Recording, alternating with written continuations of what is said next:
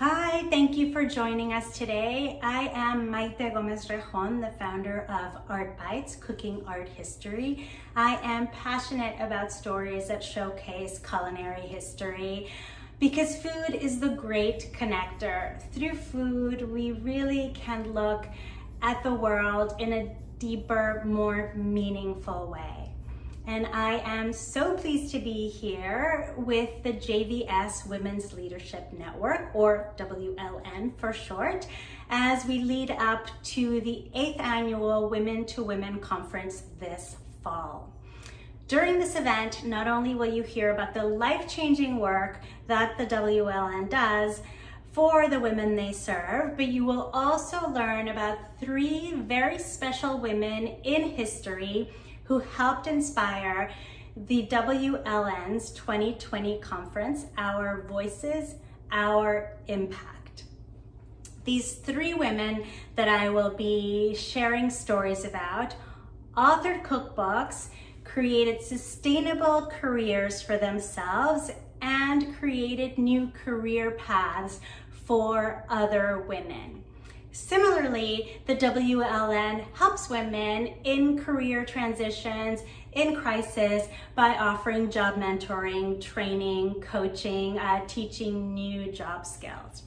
I will be sharing a recipe adapted from one of these cookbooks. But before we jump into the kitchen, well, we are in the kitchen, but before we start cooking, I am very pleased to introduce you to the voice of the WLN, Executive Council President, Kathy Sudo. Thank you, Maite. It's great to be with you here today, even if we have to be in separate kitchens. I am thrilled to talk to you about the Women's Leadership Network and the work that we do here in Los Angeles for women and women around Southern California.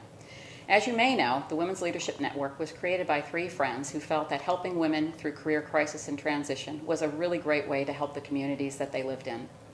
Whether that means getting back into the workforce after raising kids, going after that promotion, or simply switching careers to build a better life for their families, empowering women through their career development has never been more critical. This year, we have faced too many challenges to count: the pandemic, sweeping social injustice, unprecedented levels of employment, entire cities on lockdown, and overall anxiety about the state of our world. The WLN has been hard at work all year to help women who are facing furloughs, unemployment, and financial instability to get through these times and find new opportunities despite these hardships. With the support of our members and sponsors of our annual conference, we've been able to serve hundreds of women through the JVS programs that we support. We know that it's important for more people to gain new skills during this time in order to stay competitive and meet the needs of future industry trends. For example, we anticipate that there will be an even greater need for healthcare workers. That's why one of the programs at WLN funds is JVS HealthWorks, a free training for people who want to become certified registered nurses. We couldn't do this without your support. By participating in or sponsoring our annual conference, you can be a part of the solution to the challenges we are all facing. We hope you'll be able to join us for this year's conference, which will be held virtually on Thursday, November 19th. We'll share more information on how you can participate later on. Now I'm pleased to turn it back to Maite, the creative founder of Art Bites. Maite's background and culinary history make her uniquely suited to talk to us about these 3 incredible women and their cookbooks today. Maite, I've got my apron on and I am ready to go. Let's cook.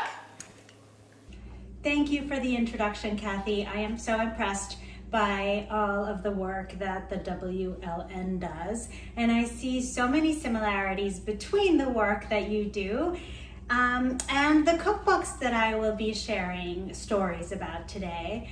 I have, before we get started with the cookbooks, I have some onion, garlic, cooking in a little bit of butter and olive oil in preparation for a chilled corn and tomato soup adapted by a recipe in What Mrs. Fisher Knows About Old Southern Cooking. And I say adapted because I made a very light version of the soup, and it's actually going to be a chilled tomato soup.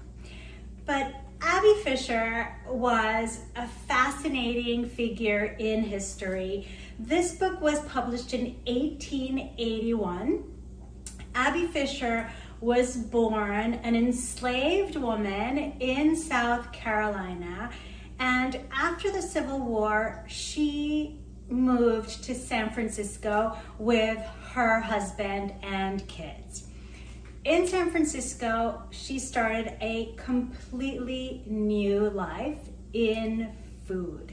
She was known for her pickles and her pies and her preserves, and she won a number of different awards at various fairs in San Francisco and Oakland and Sacramento, and she really caught the eye of the high society, the Northern California high society of the time.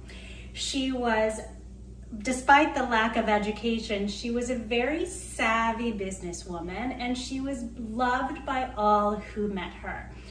A bunch of women got together and encouraged her to write a cookbook, but there was one caveat: she was illiterate, as was her husband. So 9 women of the San Francisco elite decided to help her out, and she dictated all of her recipes, which they recorded, and in 1881, her cookbook was published in San Francisco by the Women's Cooperative Printing Office, which was run entirely by women. This completely changed her life, and at the beginning of the book, she actually lists the 9 women that helped her out. It's quite interesting on so many different levels, but because it was dictated, there is one recipe called circuit hash that is actually succotash, which is corn and lima bean stew. It was just something was lost in translation there. But 1881, this is a woman who overcame serious adversity and took it upon herself to become a cookbook author. She ran the most incredible catering company in San Francisco in the late 19th century, and despite being illiterate, authored a cookbook. So again, the corn and tomato soup that we're making today is inspired by one in her cookbook. Granted, the one in her cookbook, there's really are no light recipes in 19th century Southern cooking, even adapted to Northern California. So I'm making a lighter version, but including the same ingredients. Here is Mrs. Fisher's recipe for corn and tomato soup, adapted from her book, What Mrs. Fisher Knows About Old Southern Cooking. I hope you get a chance to make it and enjoy. So what I'm gonna do now, before I move on to our second cookbook, I can hear the onion sizzling and it's nice and translucent. I am going to add some corn that I've already removed from the cob, and just mix that really well so it's coated with the butter and the oil. And I'm also going to add some tomatoes. So I have about 6 little cherry tomatoes in here, and I'm just gonna cook this until it starts getting a little bit of color. So I'll stir it, from time to time. But next is we're moving forward a few years, actually, to the Mexican cookbook devoted to American homes. And I wanted to move on to this one because corn and tomatoes are actually native to Mexico. And this woman, Josefina Velázquez de León, the author, talks about the history of Mexican dishes and of Mexican ingredients in this particular cookbook. Now, the significance of this book is tremendous. It is actually the very first cookbook, Mexican cookbook, published in the US. So it is the first Mexican cookbook in the US, really introducing the complexities of Mexican cuisine to an American audience, including a history of ingredients. She has a whole section on corn. She has a whole section on tomato. She also has a recipe for corn soup. And it is completely bilingual. So again, this is the first Mexican cookbook in the US, introducing the complexities of Mexican cuisine, not Tex-Mex or Cal-Mex, but truly Mexican cuisine. She also has substitutions for, different types of chiles that might not be easily available in the US. She gives people substitutions. She tries to make it as user-friendly as possible. So this was published in 1947, but she had published a number of cookbooks prior to this in Mexico. Between the 1930s and 1960s, she ran a cooking empire.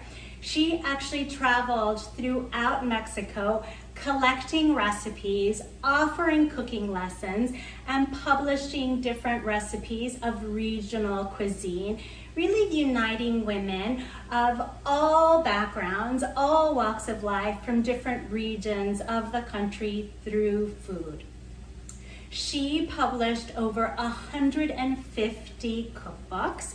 She ran a cooking school from the 1930s through the 60s, which was incredibly popular, and she even had her very own TV show in Mexico when television was still at its infancy. She employed a number of women and inspired so many women, including Julia Child, who owned a copy of the Mexican cookbook devoted to American homes. Julia Child's copy is actually in the Radcliffe Library at Harvard. And my own grandmother took cooking lessons from her in Mexico City in the 1930s. I pretty much grew up on Josefina Velázquez de Leon's cornbread, which is incredible. Another really inspiring woman who introduced a whole new cuisine into the US, just like Abby Fisher introduced Southern cuisine to California. Both of these women opened up a new career path through food, which is amazing. I'm going to stir this a little bit before we continue to our third cookbook. It's looking quite beautiful, I must say. I'll show you in a little bit. So 1881, 1947, and now we're somewhere in the middle, 1901, with the Settlement Cookbook. Settlement Cookbook is quite interesting. It was written by a woman named Lizzie Black Kander. She was a Milwaukee social worker who worked at the settlement.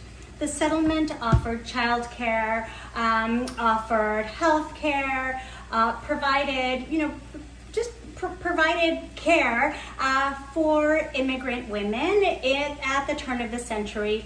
At this time, it was mostly Jewish and Italian immigrants or other impoverished women that came to the center. Lizzie Black Kander was its president for a while, and she also taught cooking classes. The book actually started off as a pamphlet, and it was a way for these immigrant women to understand American cuisine.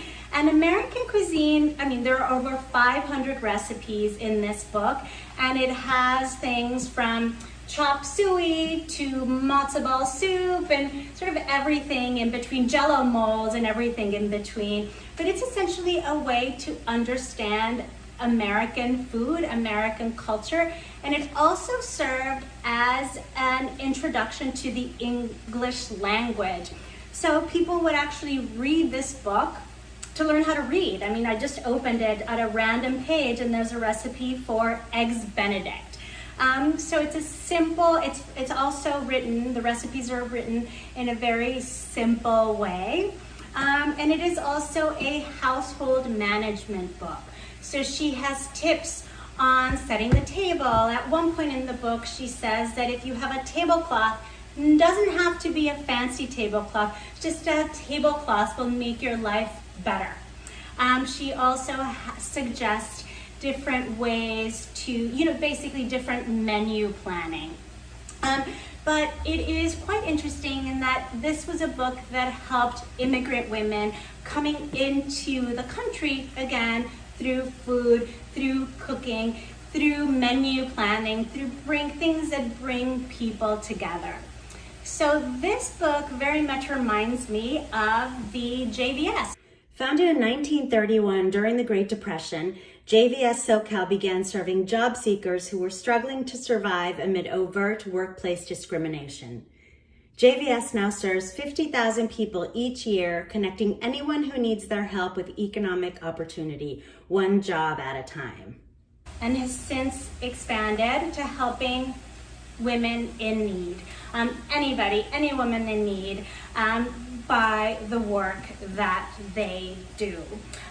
So these women are really quite groundbreaking, all of them in their own ways. So this book that started off as a pamphlet, 119 and 40 editions later, the Settlement Cookbook is America's best-selling cookbook to date. Which blows my mind completely. And it's really kind of amazing. All of these cookbooks, it really gives me chills because they represent the power, the collective power of women helping women by giving them the tools they need to succeed. And all of these women did that. Whether it was the women that helped Abby Fisher publish her recipes and help her put herself out there in a greater way. Josefina Velázquez de Leon, who introduced Mexican cuisine to the country and employed many women through her entrepreneurial endeavors. Or Lizzie Kander Black, who helped immigrants read and write and start a new life in this new country. And Lizzie Kander Black also has a recipe for corn soup in her cookbook. So with that, I'm gonna come back over here to my corn, and I have a little bit of color in here. So what I'm gonna do is I am going to add some chicken stock to it, just to give it a little flavor. Actually, before I do that, I want to just show you what this looks like. I'm going to add some stock to this, and I'm just going to let it simmer until it's really nice and tender. So for about 10 to 15 minutes or so, not the full hour that Abby Fisher suggests in her 19th century recipe. Once it's tender, I am going to blend it really well, strain it, and chill it. It's a chilled tomato soup, which is perfect for the season. And I actually have a version of it right here. It's so beautiful. And then what I'm going to do is I'm just gonna take a little cherry tomato and a little garnish. Whoops, I just lost them. They just dropped to the bottom. Little garnish, and just top it with a little bit of sea salt. And a delicious, light, very easy summer soup. So with this, I am very pleased and honored to introduce you to Tyra Amara, who will share her own personal stories about the WLN and how working with the WLN changed her life. So over to you, Tyra. Thank you so much for watching, and her stories are food related, of course. Thank you. Thank you, Maite. The soup looks delicious, and I can't wait to try the recipe myself. I'm excited to be with you today to share my story. I learned about the JVS One Mentoring program about a 1.5 years ago from my friend Kendal.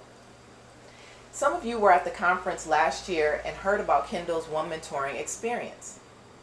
One Mentoring provides a free 6-month one-on-one mentorship to help women advance their professional goals.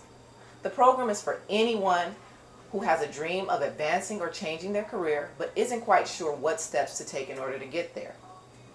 For me, One Mentoring helped with launching and expanding my meal prep business, Prep to Cook. I was at a point where I was getting more business but couldn't fulfill the larger orders. I applied for a WLN Impact Grant and received $2,000 to invest in my business, Prep to Cook. This helped me purchase a large refrigerator, a food saver and supplies, a food handler certificate, large pots and pans and utensils so that I can create recipes in greater quantities and fill the orders I was getting. Now I have a refrigerator full of healthy meal choices for my clients to choose from. I am grateful for the support I got from the One Mentoring Program and WLN. During the past few months, my business has done really well and is helping my family's financial stability. I'm offering a service that many need during this time: healthy, home-cooked meals without the hassle of preparing yourself. One of the great benefits about my meals is that they're easy grab and go for anyone in the family to heat and warm and enjoy. I even use this opportunity to teach my two daughters about entrepreneurship while they've been out of the classroom. I made them each fill out a job application to help me clean the kitchen, wash dishes, and fill orders. They are so inspired that they want to start their own tie-dye business. Thank you for your support. It really does make a difference. Now, I'll send it back over to you, Kathy, to wrap up. Thank you so much, Tyra. Your story is exactly why we do what we do. In order to help more women like Tyra, I'm excited to share more about our upcoming conference. We're going to be emailing everyone afterward with a link to sign up. Registration is free, but we'd love it if you consider sponsoring the event, which makes the WLN's work possible. You will not want to miss our speakers this year. Julia Stewart is an entrepreneur and pioneer in the restaurant industry and one of the longest tenured female Fortune 500 CEOs. Her climb up the corporate ladder was most unusual, and she has an incredibly interesting story. We also have Yola Reitman. She's an ex-Israeli Mossad undercover agent who smuggled thousands of Ethiopian Jews to freedom.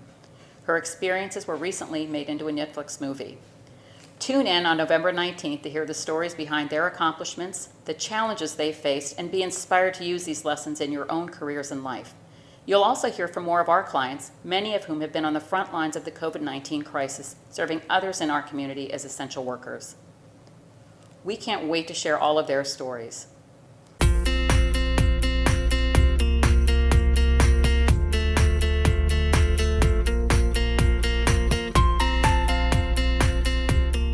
Today is all about making connections, finding common ground, and learning from one another.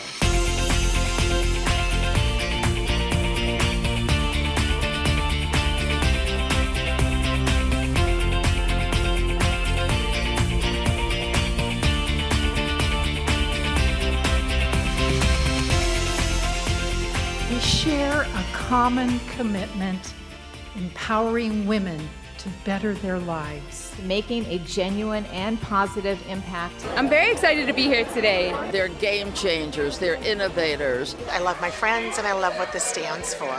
I had polio as an infant. I would watch TV. Barbara Walters was a woman who got a seat at the table and made herself comfortable. In the final round, when I stood in front of the Denver Symphony Orchestra and I was called out, all of the brass section got up and walked out. I come from the land of men, Saudi Arabia. I wanted to make wajda for the girls who stood against the system. My dream always as a filmmaker to tell stories about strong women. He said, "What do you want to be?" And I said, "I want to be a singer, Dad. I want to be a singer." My mom was a factory worker who never spoke English. My dad was a dishwasher who never drove in his life. It's not that you never fail, but the faster I could get over it emotionally, the faster I could set my sights on something new. I think of women as innovators, inspirational leaders, healers, fixers, inventors, organizers. And I started thinking, who is this guy to limit what I can do? I became the first woman to coach men's professional baseball in 2009. It was truly a dream come true. I knew in my gut that this was my calling. That cloak of fear and trepidation just fell away. My absolute proudest moment in the Bureau, seeing my daughter sworn in. That made us the first mother-daughter agents in the 100-year history of the FBI. I didn't let those experiences defeat me. I let them embolden me. I became a founding organizer and board chair of the first Latino-owned bank in LA in over 30 years. The bank became the center of lending excellence in the Hispanic community. This was real impact.